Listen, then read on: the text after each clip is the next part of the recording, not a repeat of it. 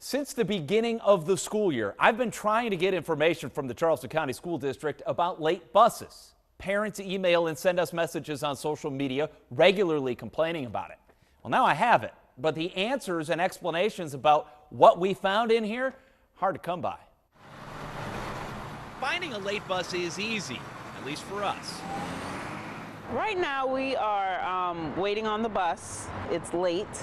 I don't know what's going on. I guess we'll continue to wait. That bus eventually showed up and students went to class with tardy slips in hand. Yeah, this is ridiculous. And that's just one example of what you tell us happens all too often across Charleston County.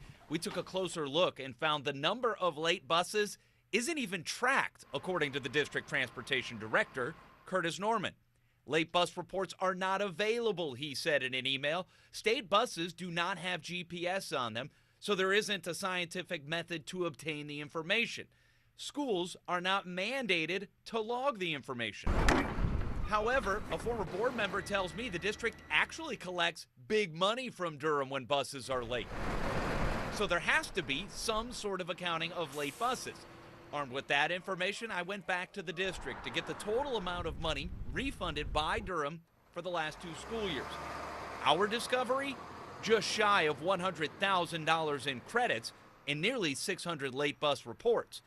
Norman then modified his response in yet another email saying late buses are reported by the schools that can keep a bus log or just send an email, or parents can report it. Unable to get a straight answer from the district, I went to board member Michael Miller. Yeah, just have an explanation. The bus was late, why? The data the district gave me doesn't sit well with Miller. It doesn't explain why buses are late. It just notes the amount credited and gives late bus as the reason. According to Norman, we can rule out a state bus breaking down, a bus breaking down en route, exceptionally heavy traffic, or a police roadblock. Durham gets a pass on those. It's frustrating for me because we don't know exactly why the buses were late. And I can't get those answers. But that's why we're here. We're here to get those answers, to make sure that the type of oversight and the type of questions that you have and the kind of questions that our citizens have and taxpayers have and our parents who have students in our school have as it pertains to the transportation issue, we need answers. Miller says he's going to reconvene an ad hoc transportation committee that he chairs to try and remedy some of the problems I brought to his attention. I have repeatedly tried to get an on-camera interview with either Norman or someone at the district, but so far that hasn't happened. I reached out to Durham for a comment, but they told me, despite receiving tens of millions of taxpayer dollars, they don't comment on things like this.